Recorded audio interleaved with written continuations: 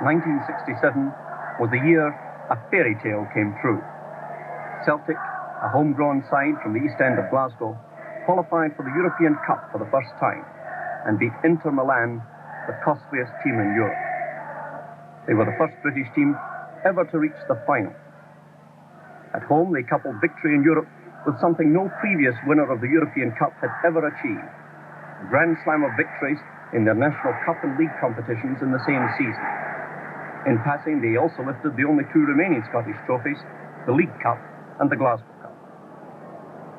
Previous winners of the European Cup, like Real Madrid, Benfica and Inter Milan, had roamed 3 continents to bring back players at astronomical transfer fees.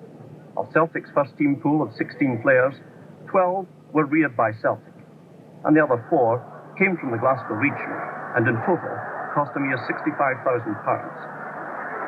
Even more important than the victories themselves was the manner of their achievement. Defensive soccer had been slowly strangling the game. Celtic ushered in a new era of fast, attractive football.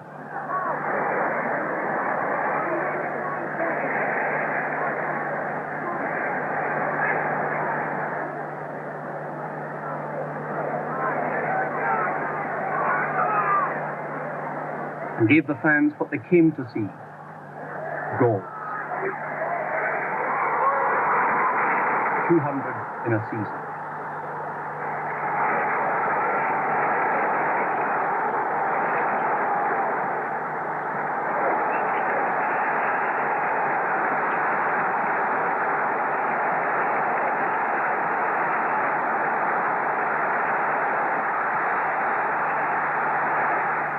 Yet they played the second half of the season without their ace goalscorer, Joe McBride, who still managed to score more goals in half a season than anyone else in Scotland in the whole year.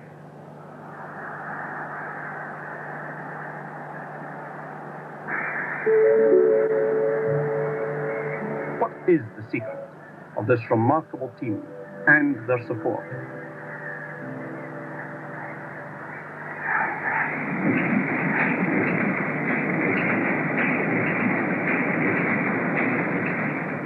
Celtic support is not merely the crowd at a football match.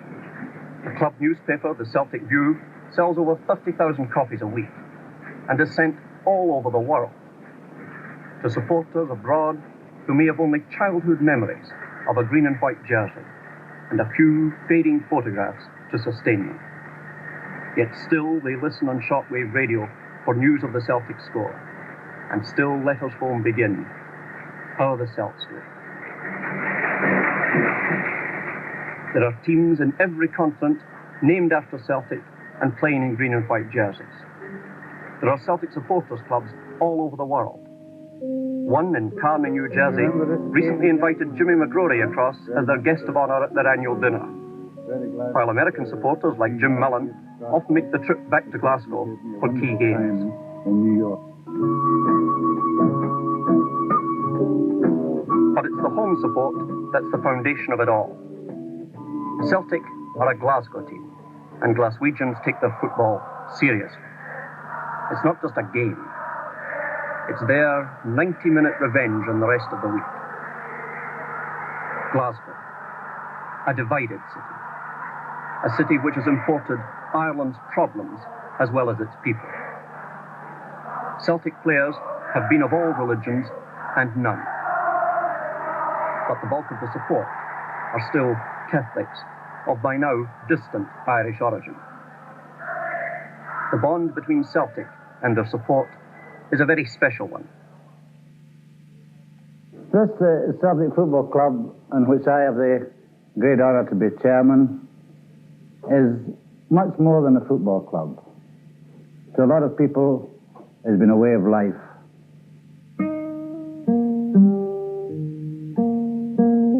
It was founded really for charitable purposes, to feed the poor of the East End of Glasgow. The East End of Glasgow today. The welfare state has not yet eradicated Glasgow's poverty. It is here that Celtic have their roots.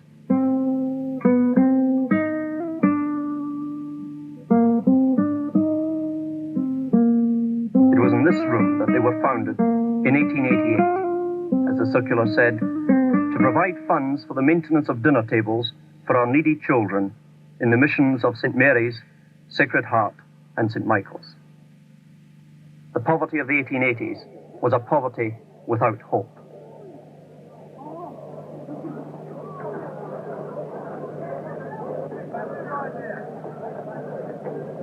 For the immigrant Irish, untutored, unskilled, and often unwanted, it was worse. They were cheap labour, resented as such. And to give edge to the resentment, they had a different religion.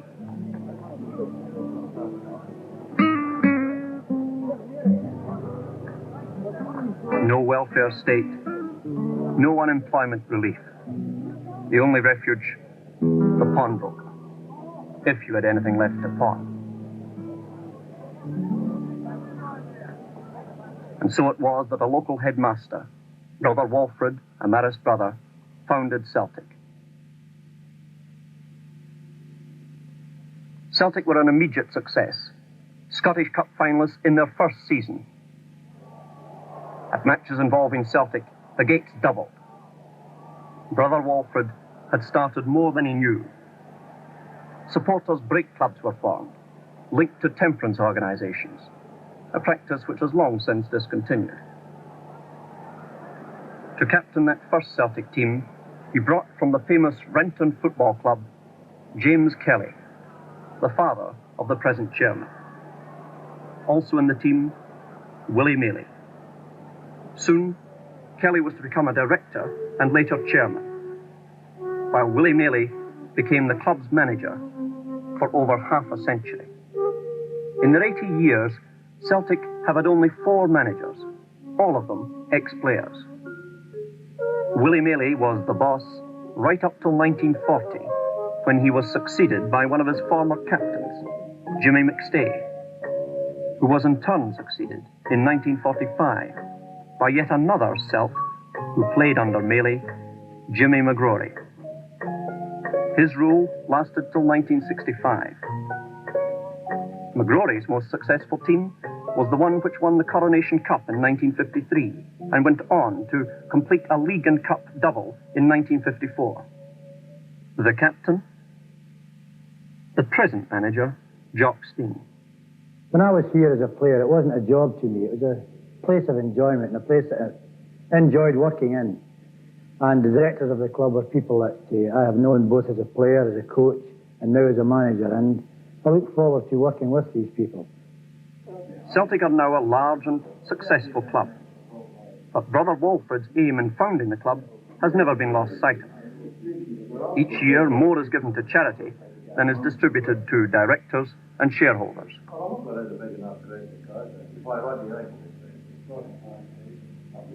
We regard everybody connected with the Celtic Football Club as one big family. In every way, we treat them as individuals. We have always tried, as far as possible, to rear our own players. Many of our great teams have been reared by ourselves, as has more or less the present team, with 1 or 2 exceptions.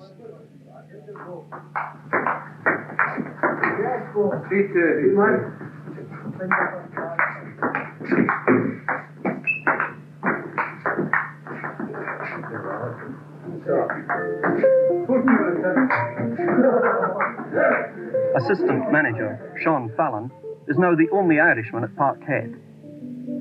Tremendous family atmosphere here. That is obvious anytime you see the boys together with their laughter and joking with each other. With a brogue like that, who's going to argue with him?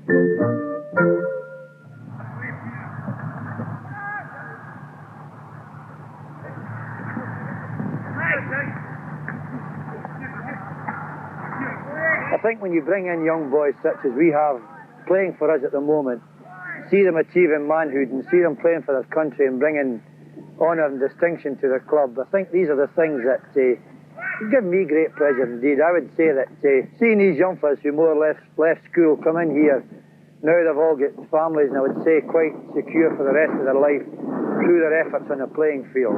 I don't think this in any doubt gives anyone greater pleasure than seeing these things being achieved. What is it like to be a Celtic player? Billy McNeil is captain. Once the first couple of weeks of the season are underway, normally training is restricted to the mornings only. We've been described very often as a fit side. I think this is true because we've put a lot of effort into training. We train very hard in the mornings. Afternoons are free, which means for the married lads like myself, it's an ample opportunity to play with the kids in the garden. Keeps me very fit, this too, by the way. At night too, well, we've often got ample time off at night for leisure, for our own purposes, hobbies or golfing or anything.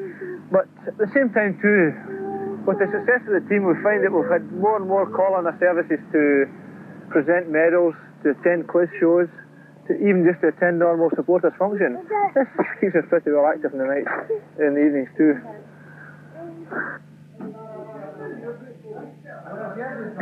This has been a tough year for Celtic. To cope with the injuries and the strain on players, Jock Stein has operated a first-team pool of 16 players. 13 of them have played for their country. What other club could leave out 2 or 3 internationalists each week without provoking transfer requests? Joe, back off.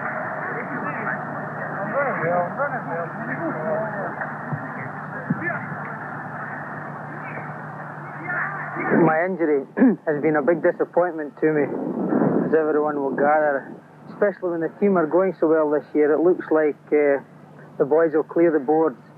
As a boy, I always dreamed about playing for Celtic, and when the chance came along for me to sign for Celtic, I jumped at it. Only players who have played for Celtic can say this, and even the old-timers will say the same. They always feel that once they pull the Celtic jersey on, there's just a feeling it can't be described. And although I'm not in the team, as I said before, it's a disappointment, but my heart's there with them every time they're on that park, and I hope that they do clear the boards, even although I may not be playing.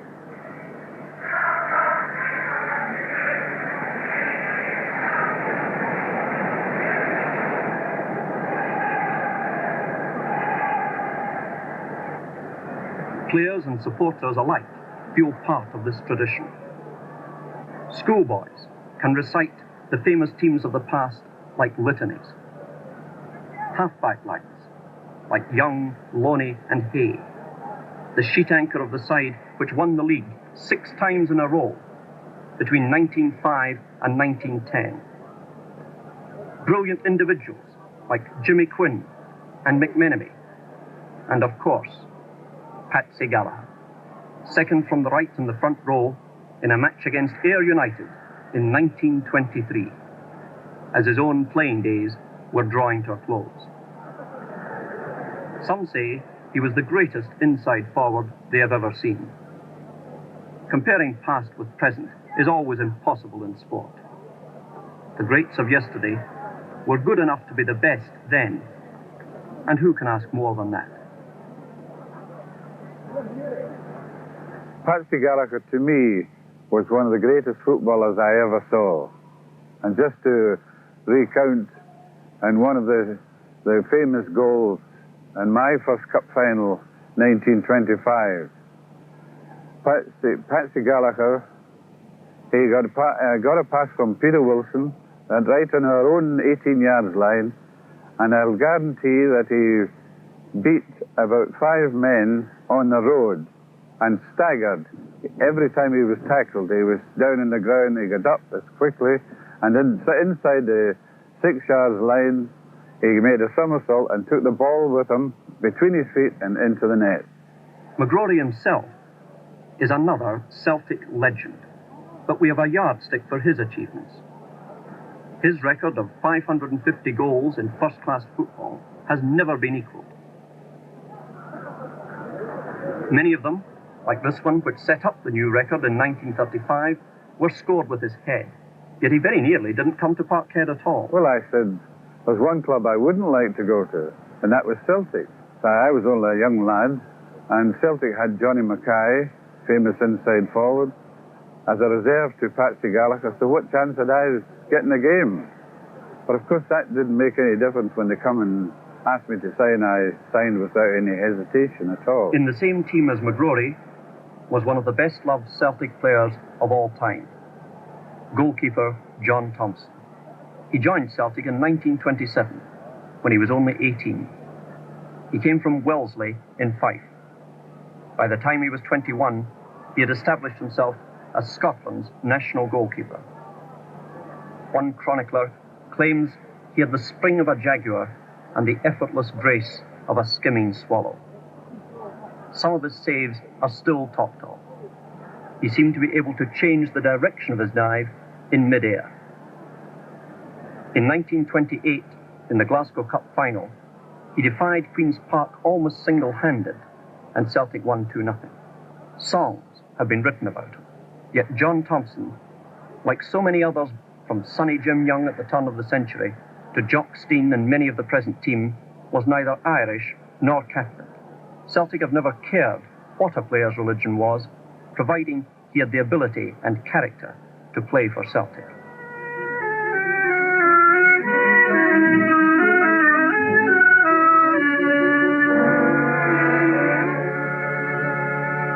Here are the teams, Glasgow Rangers and Darkshirts, playing on their own ground. John Thompson, Scottish international goalkeeper, is among the Celtic team who play in striped shirts.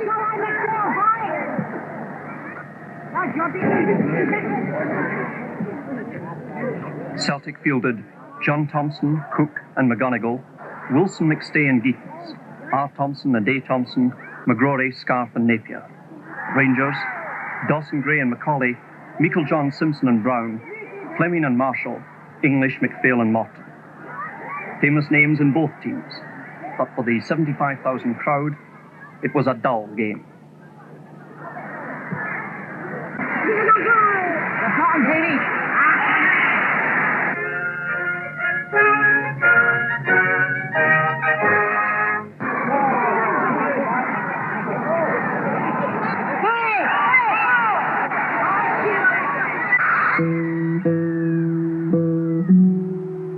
Thompson hesitated before diving at the forward's feet.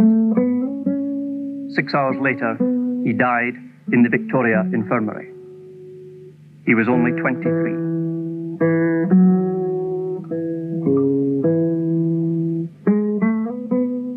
"50,000 people lined the route of his funeral. Celtic, like the race whose name they bear, seem fated to have great joys and great sorrows.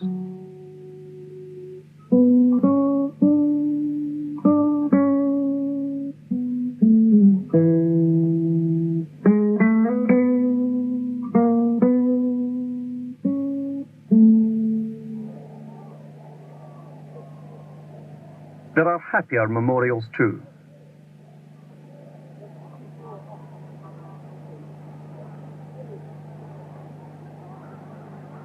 Celtic have won every honour in football and have a habit of winning any cup that is up for retention by the victors. They won the Empire Exhibition Trophy in 1938, the Victory in Europe Cup after the war, the St Mungo Trophy, the Coronation Cup in 1953, and the unique award of a shield to commemorate their never-equalled run of 6 league wins in succession. But much of the glory was in the distant past, and supporters are reluctant to live on memories. As a schoolboy, when I supported Celtic, my memories are a wee bit disappointing. I had heard from uncles and various other relatives of the great Celtic team of the past, like every other schoolboy at that time. But my own memories around about then were very, very disappointing. As I said, Celtic seemed to have gone through a very, very lean spell. Since then, it's always been my ambition to be a member of a Celtic team, consistently winning honours. I think that Celtic's place in Scottish football is at the top of the league. It's regularly winning trophies, and nowadays is even more important, is representing Scotland in Europe. McNeill and many of the present team were probably schoolboys on the terracing when Celtic regained some of their former greatness in 1954. The captain of the Celtic team, Jock Stein. Celtic had just won the league for the first time in 16 years. Now they were after the cup. Also in the team, the present assistant manager, Sean Fallon, trainer Neil Mock, scouts John Higgins and Willie Fernie. Coach to the second team, Alec Bowden. Goalkeeper John Bonner is now in charge of the Celtic Development Fund.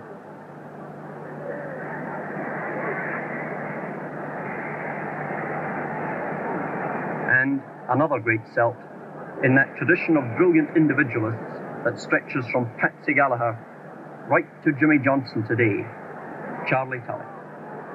His brilliant, if erratic, virtuosity kept the support going during the lean years.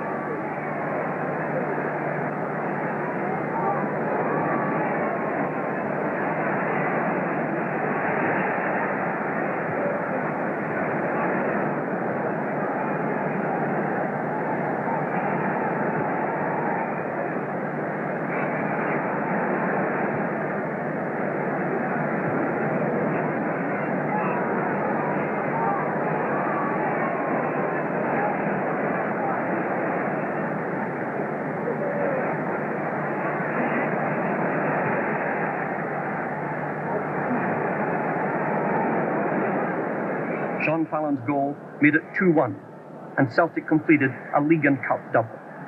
The next time they were to achieve this feat was in season 66-67.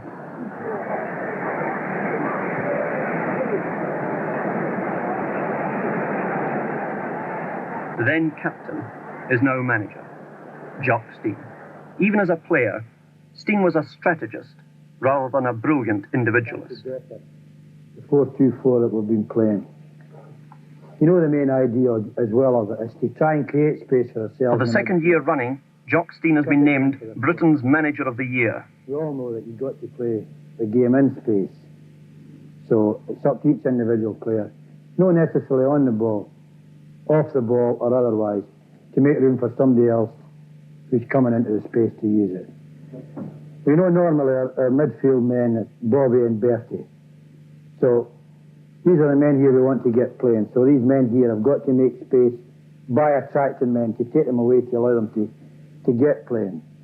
Which, if we get the game built up here and everybody's swinging across the field here, bringing this here for Tam Gemmell in most cases to come through here and do something, or the same on the other side of the field. Jim Craig or whoever it may be on this side. That's a very good move, that, boss. You know, when we holding the ball in the middle of the park there, big Yogi hesitating just that few seconds to allow Tommy Gemmell to come up the park. Well, that's all right if Yogi hesitates to take the fullback away and give me time to come up behind him. At the back, it's always been Billy and John Clark tighten up here at the back. Well, as far as I can see, boss, it just means that John and I will have to make up our mind early which one of us is going to pick up the main striker. Perhaps his greatest triumph is that he has taken 11 players who individually don't think they're the best in the world and moulded them into a team with so much faith in one another that they are.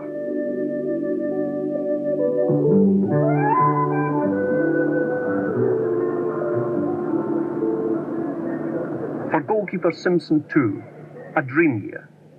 At 36, his 22nd season in senior football. He was playing football when most of the present team were in their prams.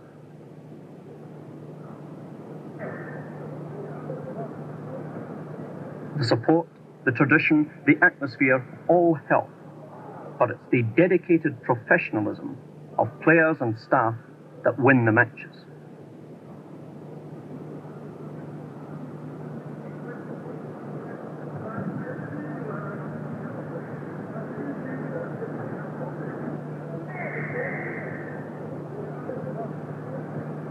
any team that can create something from a dead ball, a shot at goals, this is something that, this is success. They don't always go in, as you'll see in some of the shooting that some of them have at times.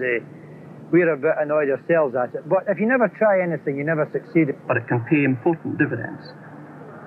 Celtic v Dukla Prague.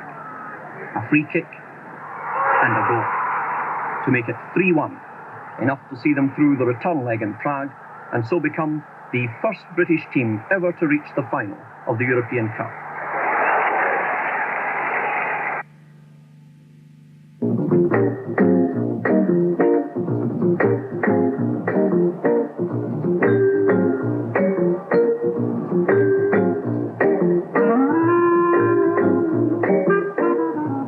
Only 4 days after that return game in Czechoslovakia, Celtic had to play in the Scottish Cup final against Aberdeen. Clubs have a habit of slumping in form after a midweek European fixture, especially an away one. Celtic had done so the previous year, when after losing to Liverpool in the Cup Winners' Cup, they only drew with Rangers in the Scottish Cup final and lost the replay. Would it happen again? You never can tell in the Cup. One mistake and you're runner-up. Well, this is another game, no different from the last one. You know well from the season started, every game's been an important one. So let's make sure that we don't slip up with being casual, being careless and early in the game. There'll be refereeing mistakes in the game, some for you, some against you, but make sure that referees' decisions don't upset each individual style of play. Accept the decisions, good and bad, and get on with the game. This can be a year that every one of us can remember, so let's make sure that each player helps each other. Make sure if somebody's having a bad game, somebody near him helps him. So let's go now, Billy, and make sure that this is another game that'll add to the rest of the victories we've had, and it'll be a season we'll all remember.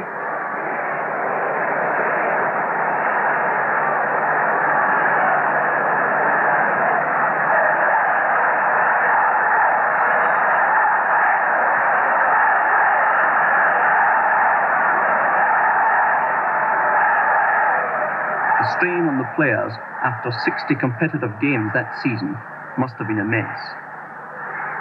The league, the cup, even the European Cup seemed within their grasp, yet nothing was theirs yet.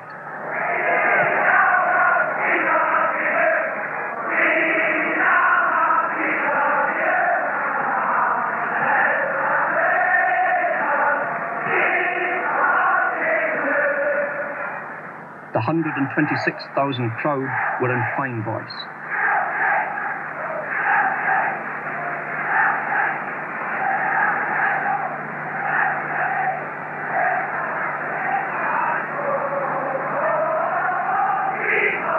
Most of the Celtic team have been Celtic supporters since childhood. Playing for Celtic is for them not a job, but the fulfillment of a dream. This fantastic loyalty to the club is what makes the difference between 11 individuals and a great team.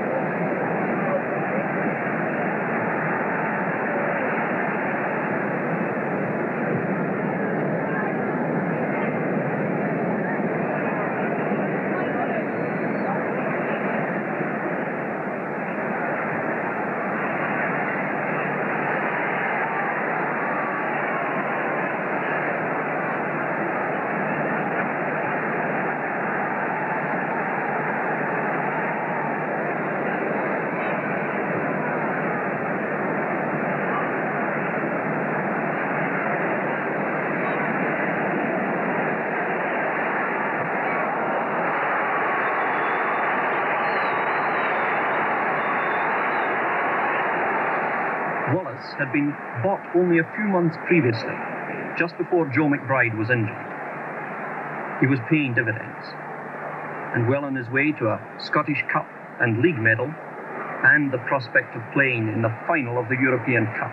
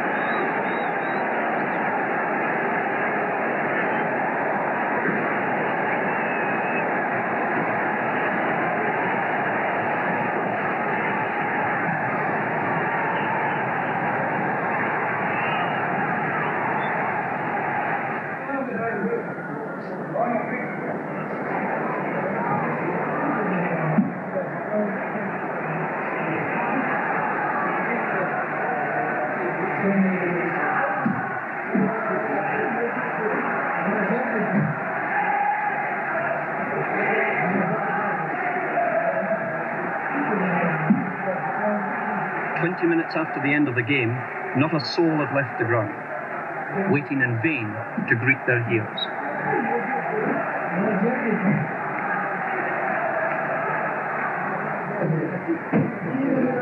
Coming back was difficult because a club with the history this club has, it really must be the best, and to put yourself in a seat to give it the best is, I think it's something really great to try it.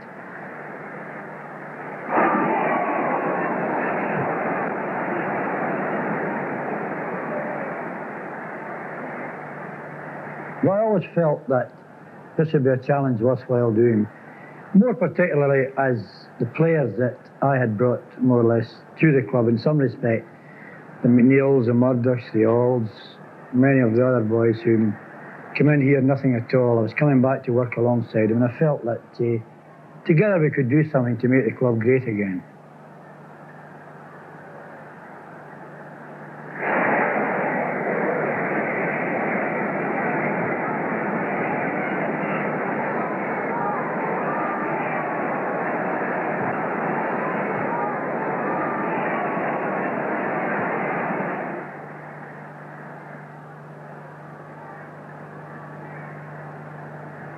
The Cup was back at Parkhead for the 19th time.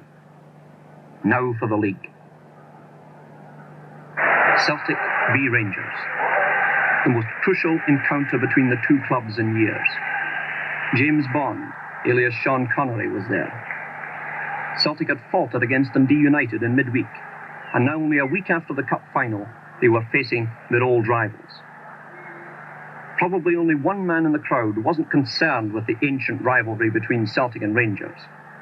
Helenio Herrera, the manager of Inter Milan, Celtic's opponents in the European Cup final.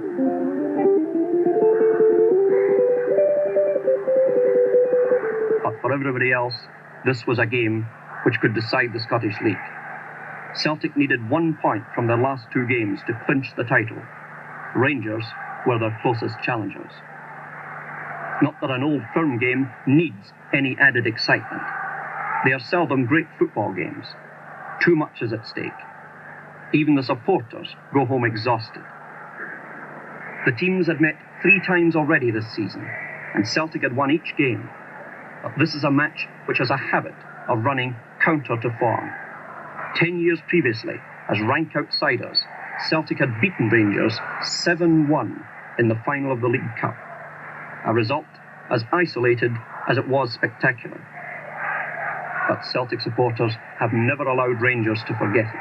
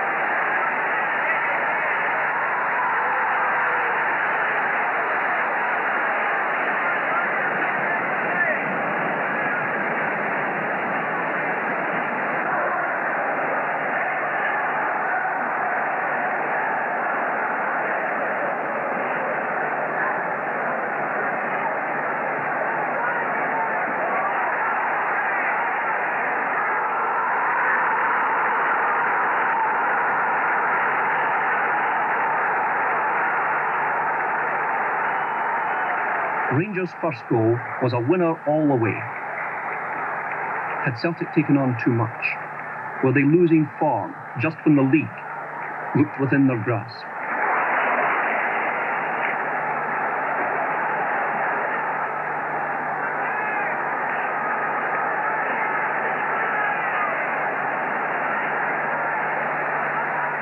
Within a minute came the answer. A scrambled affair, but still an equaliser.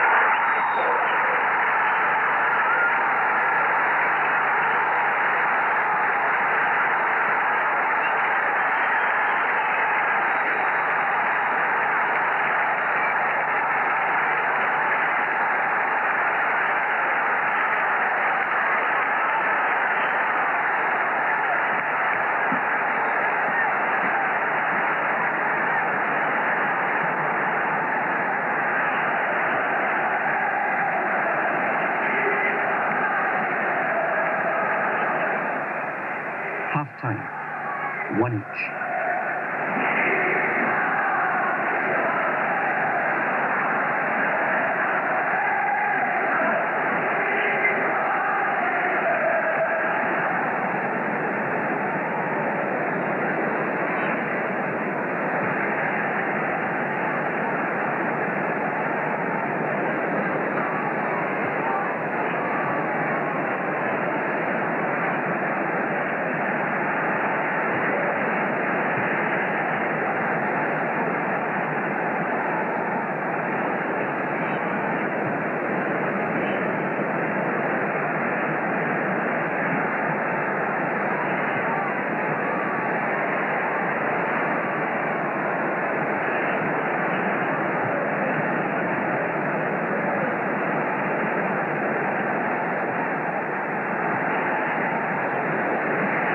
Then a goal worthy to win any league title, again from Jimmy Johnson.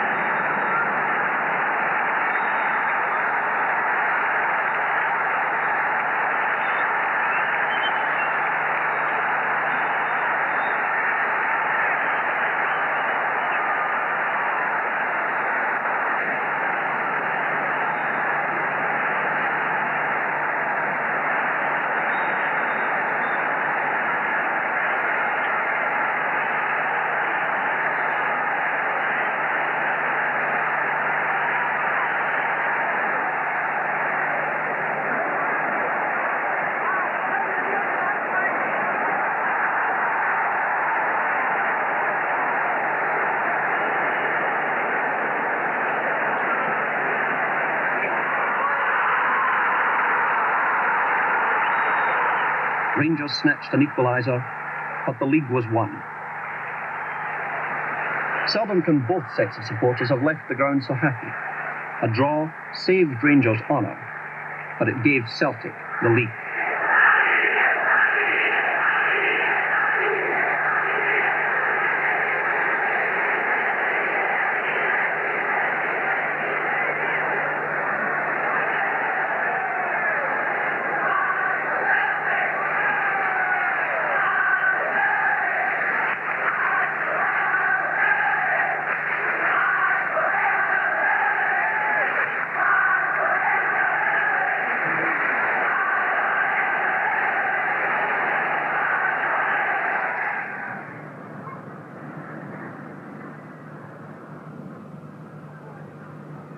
At last, a break. But not before they had played Kilmarnock, and 9 of the team were also picked for the Scottish team pool against Russia. Hardly the best preparation for one of the most crucial games in Scottish football history, the European Cup final. Celtic's cure for battle fatigue has been Sea Mill on the Ayrshire coast for over 50 years.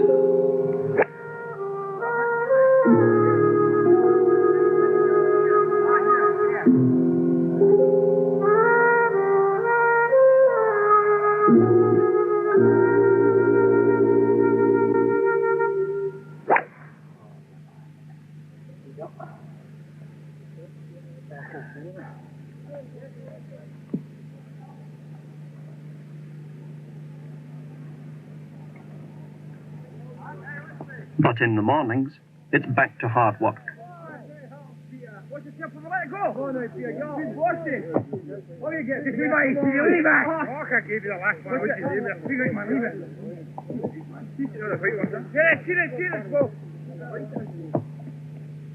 Leave it. Yes, Peter. Go ahead.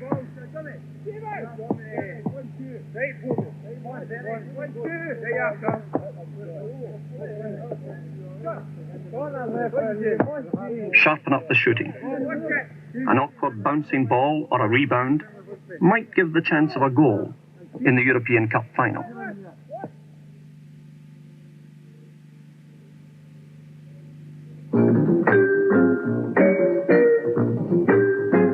Days before the final, the great trek began.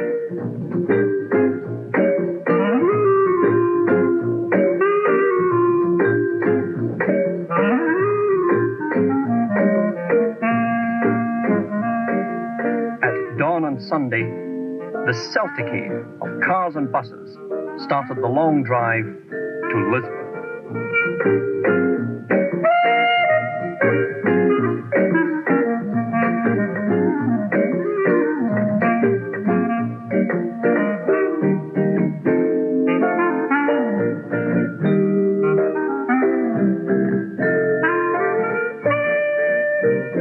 Estoril, Portugal. Celtic's hideout for the pre-match preparation.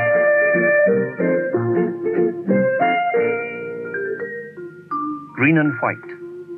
A good omen? Tuesday morning, the team left rain-soaked Glasgow and 3 hours later stepped blinking into the Portuguese sun. Somehow or other, there were hundreds of Celtic supporters at the airport to greet them. If Celtic ever go to the moon, you'll find supporters already there, waiting for them.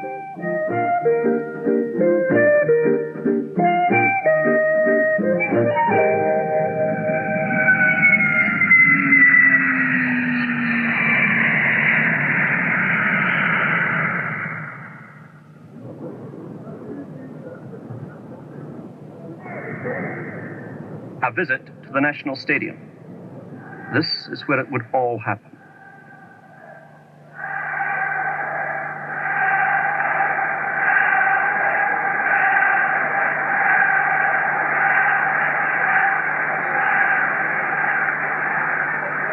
Training at 5:30, the time of the match 2 days later.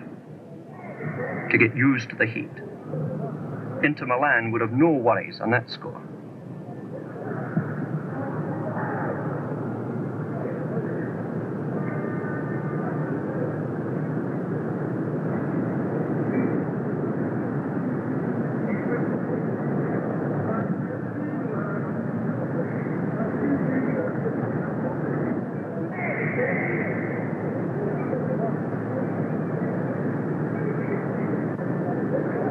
For Ronnie Simpson, a great year. At 36, his first Scottish Cup medal, league medal, international cap, and named Player of the Year. Now a win in the European Cup would complete a fairy tale. A fairy tale too for Jock Stein, a forgotten man in football, playing for Llanelli in Wales. Brought back to Celtic as a stopgap, becomes captain of the side and wins a league and cup double. Put out of the game through injury, turns to coaching successfully. Leaves Celtic to manage Dunfermline and Hibs, now back as Celtic's manager. The club have made a clean sweep of every trophy in Scottish football. Already Britain's manager of the year for the second year running, Lisbon could make him a Celtic immortal. Llanelli to Lisbon. He had come a long way. The next day, a morning session at the National Stadium itself.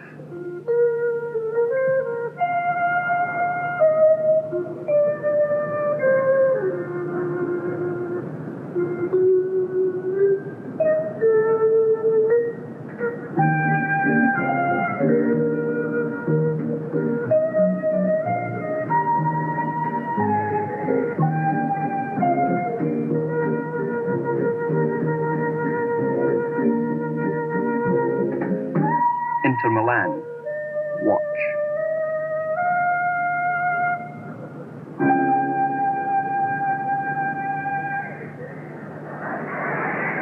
In Glasgow, the great airlift starts. Planes are leaving Abbotssinch and Prestwick every few minutes, through the night and all the next morning. 12,000 Celtic supporters went to Lisbon, the biggest sporting airlift in history.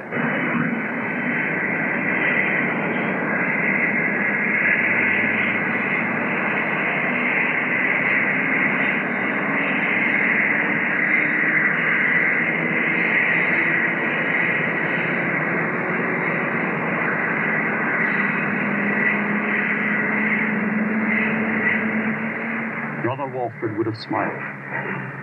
He had founded a team to feed the poor of the East End of Glasgow. Now, in many cases, the grandchildren of those self-same poor were flying to Lisbon for a few hours, hoping to see that team, his team, become the champions of Europe.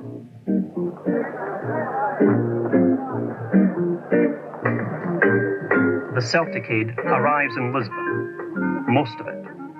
One bus broke down, and supporters hired a fleet of taxis to make a dash to see the game. There are hitchhikers, campers.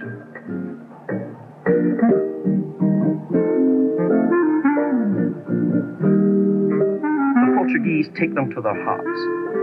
Herrera had appealed to them to support Inter Milan because they too were Latins. But surely there was something Latin about these men from the cold north who sang and waved flags all day and had travelled so far to support their team. Despite their success, Celtic have a simpatico quality. Underdogs throughout the world feel that Celtic is their team.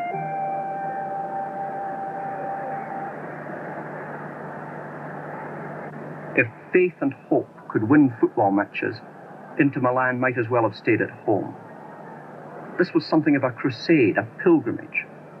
Celtic supporters had not travelled this far to be beaten. They would will the team to win.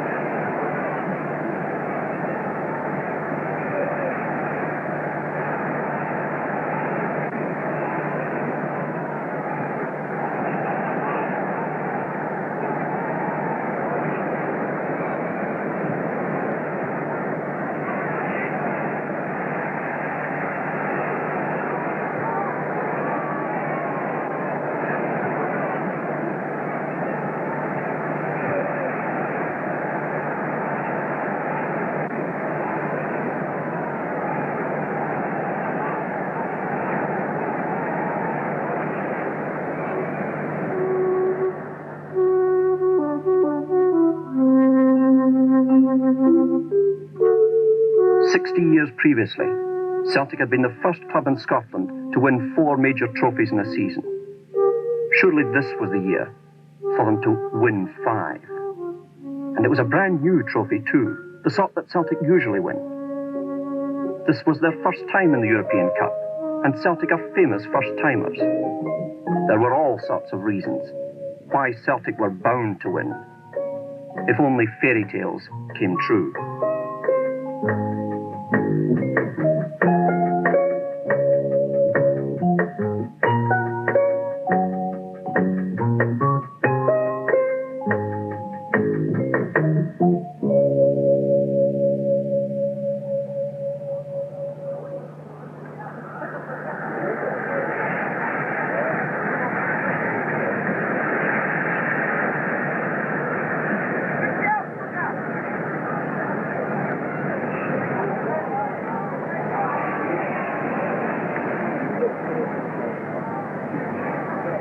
Familiar faces are recognised in the crowd.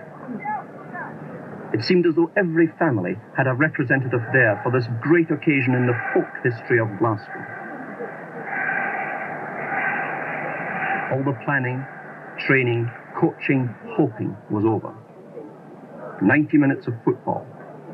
One mistake on one side or another could decide it all.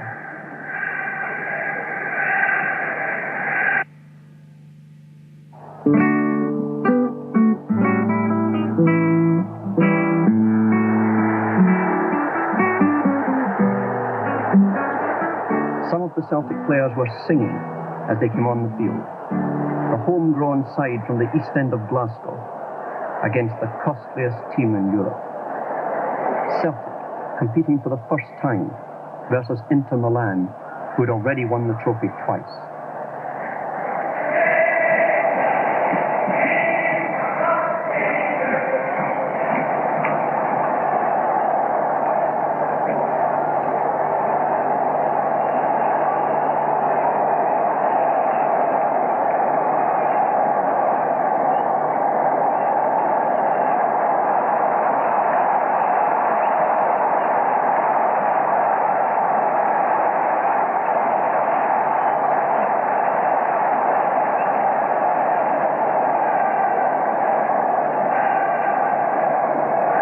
Celtic lined up without McBride, Inter without Suarez.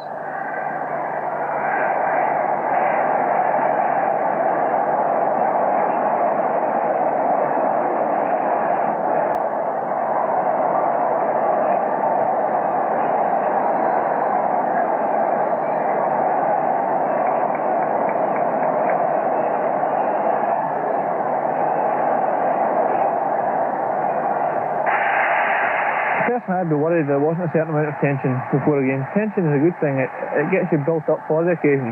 It's one of these things you feel built up before the game, but take it as it comes.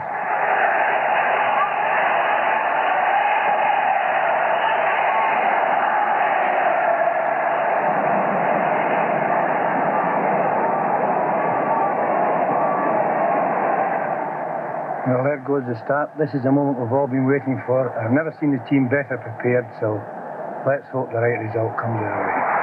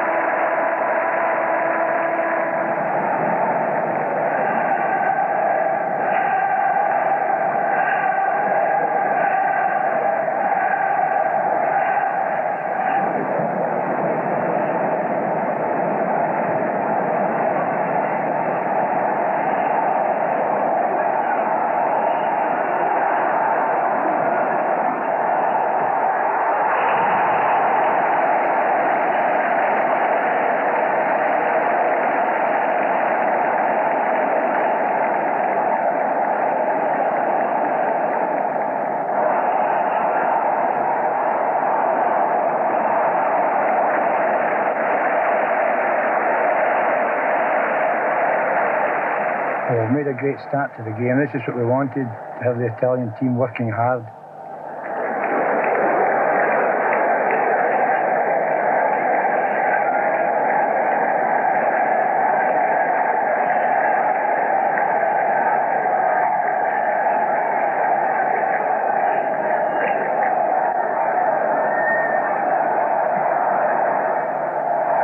This is a dangerous moment for us. We've two players out of position at the moment.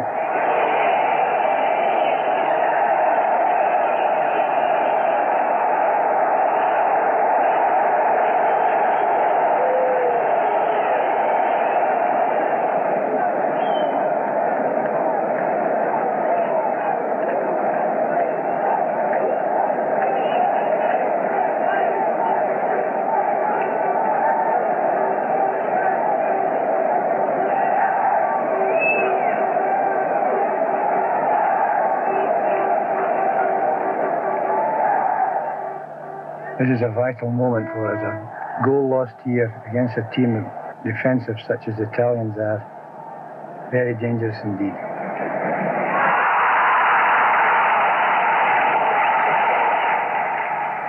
Well, we knew it was a hard job before the game, but the loss of this goal made it don't know how hard. This would find the true calibre of the team if it could overcome such a setback as this.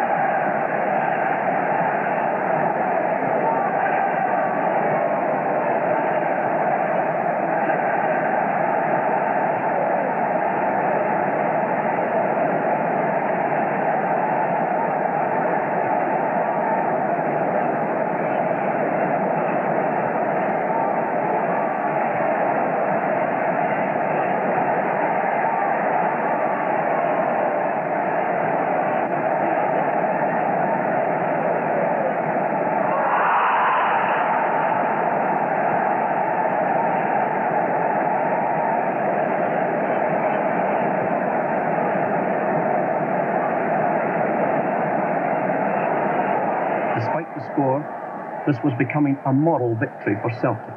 But Celtic are fed up with moral victories. Surely a penalty kick wouldn't rob a fairy story of its happy ending. Wave after wave of Celtic attacks broke on the finest defence in Europe.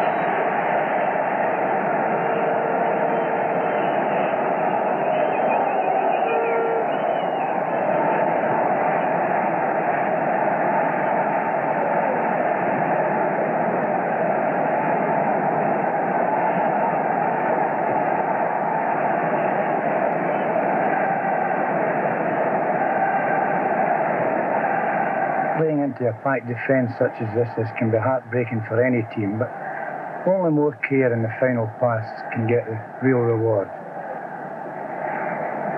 We've got through the Italian defence often enough and into dangerous positions, but a final pass has just been a wee bit out.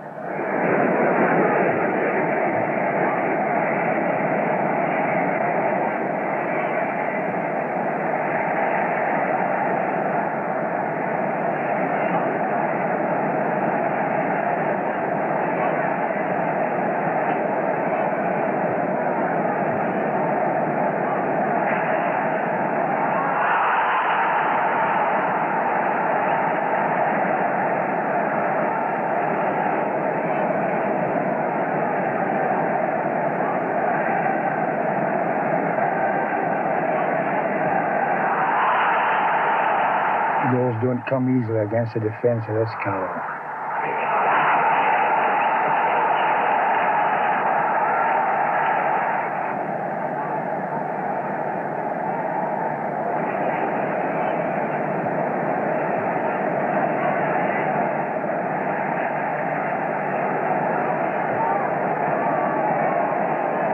the first half gone, we can be reasonably happy with the performance, although we haven't any balls in the back of the net.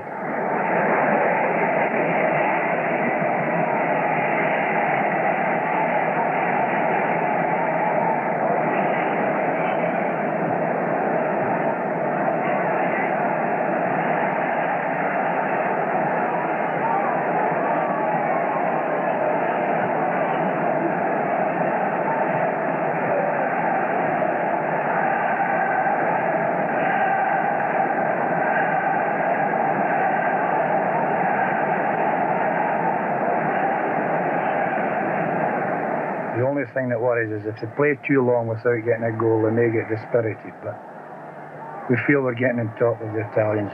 Their fitness is much better than theirs.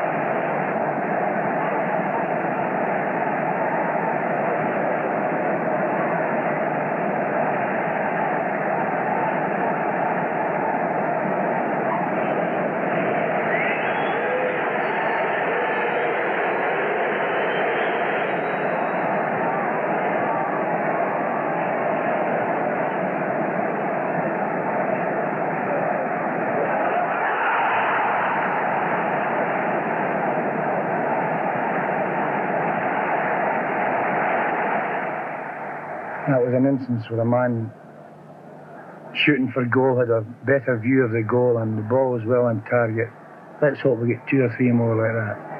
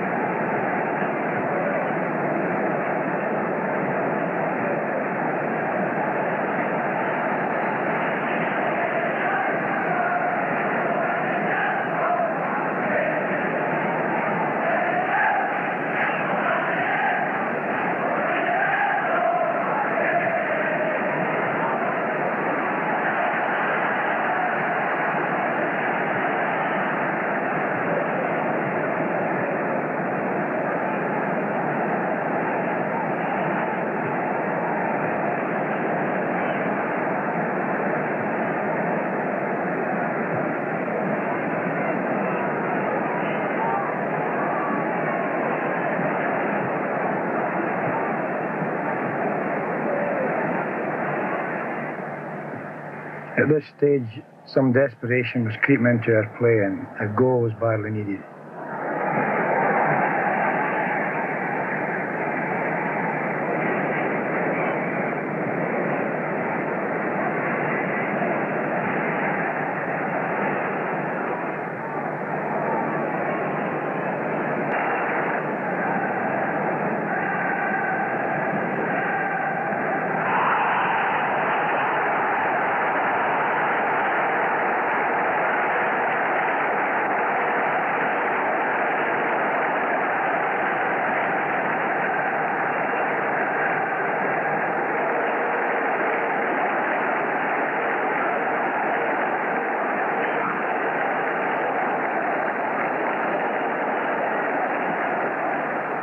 This is a perfect example of what we'd spoke about at half-time. The ball being cut back away from the defence with a oncoming defender with a clear look at the goals, and Tommy Gemmell certainly made a good job of it. What an equaliser. Inter knew even now they were beaten. They had defended too long. Celtic were in top gear.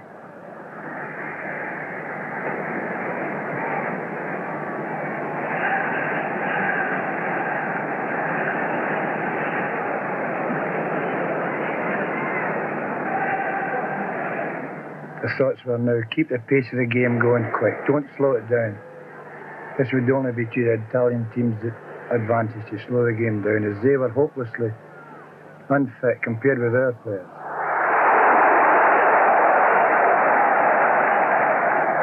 It's dangerous now to let them off the hook and get back into a game that they looked as if they themselves thought they had it closely tied up in defence.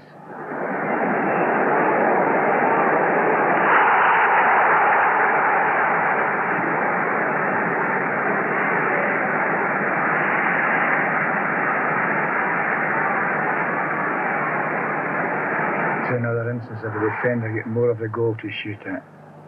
Another great save by the goalkeeper.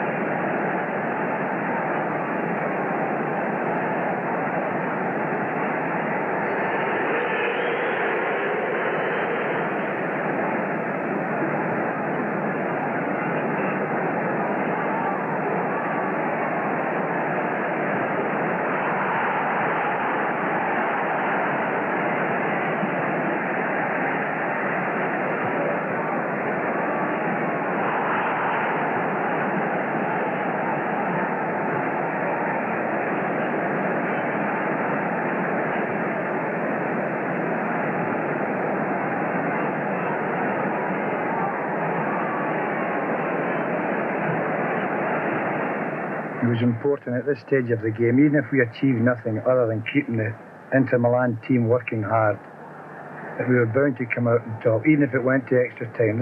This thought didn't make us afraid at all.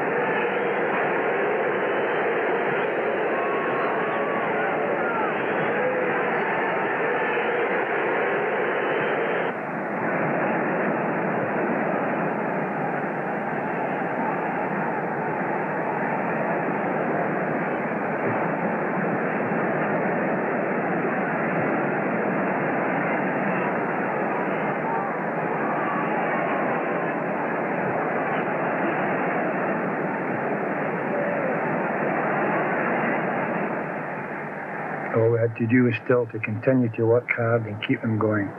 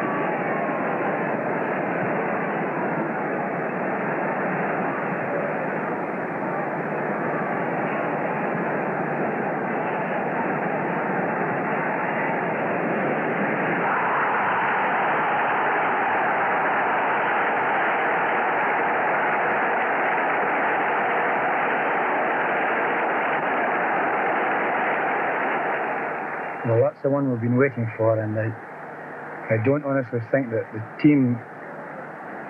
the Italian team can take it back from us. Only the fellas in the green and white jerseys can lose this game now by their own carelessness, and I don't think that there's any chance of this, as they've worked too hard all the season to try and win this competition.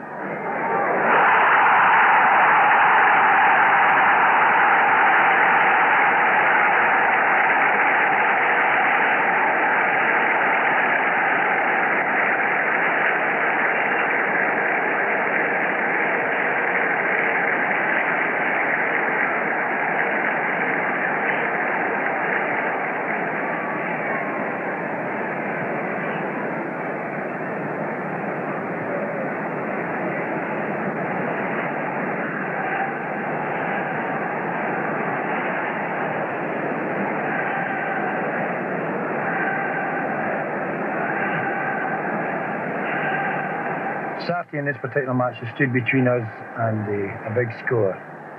His performance has been one of the best goalkeeping performances so far in the match that I have seen, but there's still time to go in the match yet.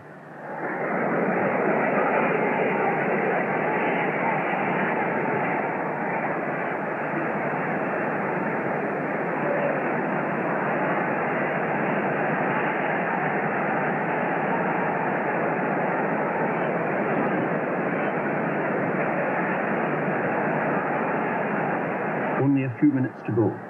Could Celtic hold out?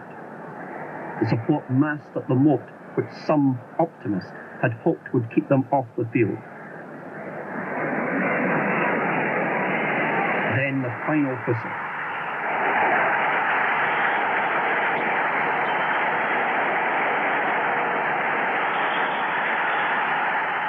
And hearts bursting would have done it. This must be the highlight of all Celtic supporters. Naturally, the field's now invaded with them all going mad over this occasion. Every one of us feel this is the greatest moment in their career, and naturally we're all delighted. I don't think anyone could be happier than we are, and I'm more delighted for the team's sake. They've worked well, they've achieved it, and we're delighted that so many supporters have travelled so far and got the reward they deserved. Winning this European Cup is something they set out to do. There's 11 of them on the field, but this is not the team. The team is built up of able directors, management, training staff, lots of youngsters behind the scenes. Everyone has pulled themselves together for the one thing, Celtic Football Club. Not only to make ourselves the best team in Scotland, not only to make ourselves the best team in Britain, but to make ourselves the #1 team in Europe, which we've achieved today, and naturally we're all delighted by it. No jig, no song was exultant enough. It was the end of a lifetime of longing. The enthusiasm got out of hand. Players lost jerseys, boots, and the wonder is that no one was seriously hurt.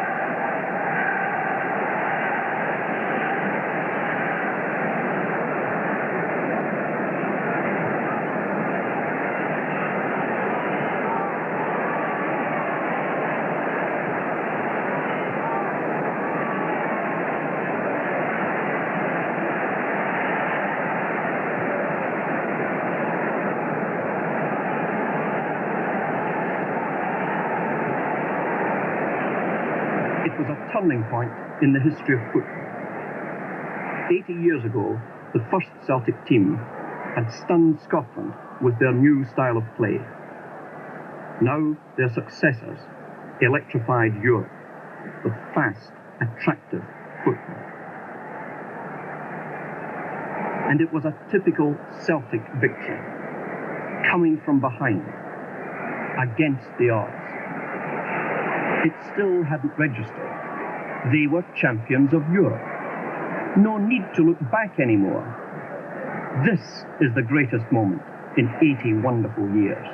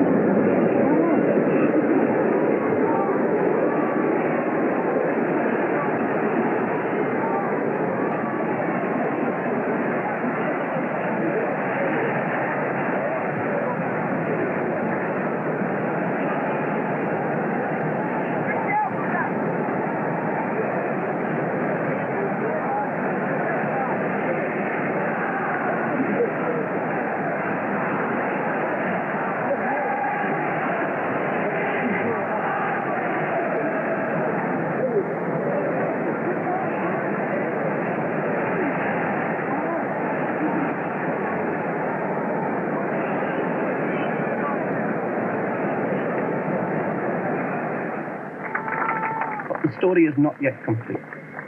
Celtic are a team with roots. They had to come home. Right, gangway there. This way, please. Gangway. Gangway there. Come on. Come on, now. Get to the side. Come on, lads. Come on. Come on, get them through here. Come on. Come on.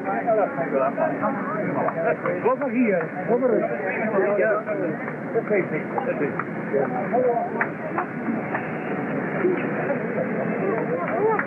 That's a cut in the boat. On the night of the game, the streets of Glasgow had been deserted. Now, Celtic Park was already full.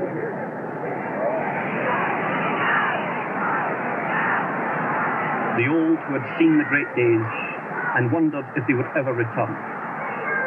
The young who had once doubted if the great days ever existed, but who could now retell this, the greatest of them all.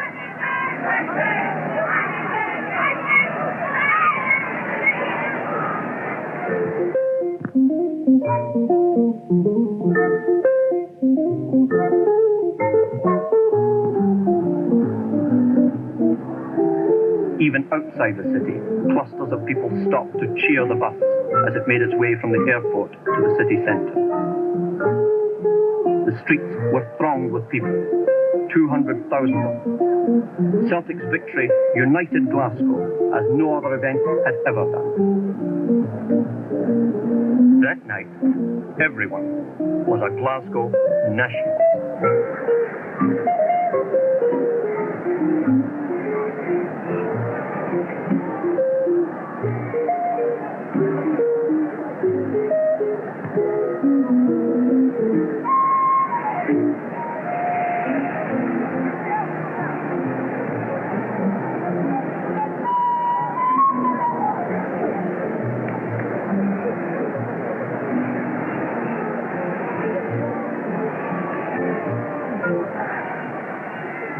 The waiting support seemed to engulf the bus in an embrace as warm as any mother ever gave a returning son. Their boys had done it, and life would never be the same again. They would hold their heads a little higher from now on.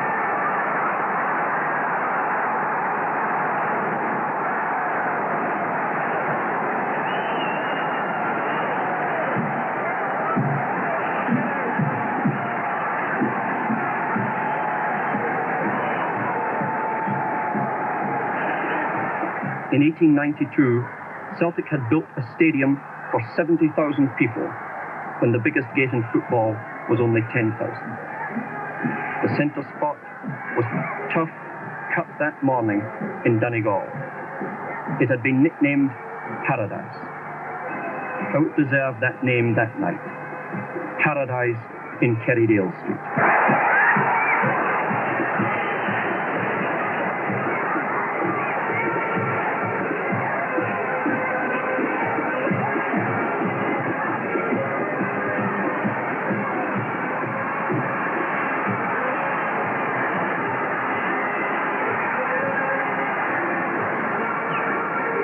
I myself, and I'm quite sure that all the people in the past who had the great honour to be in charge of this club do not regard themselves as other than trustees of a wonderful tradition. The club is much bigger than any player or any individual who connected with it.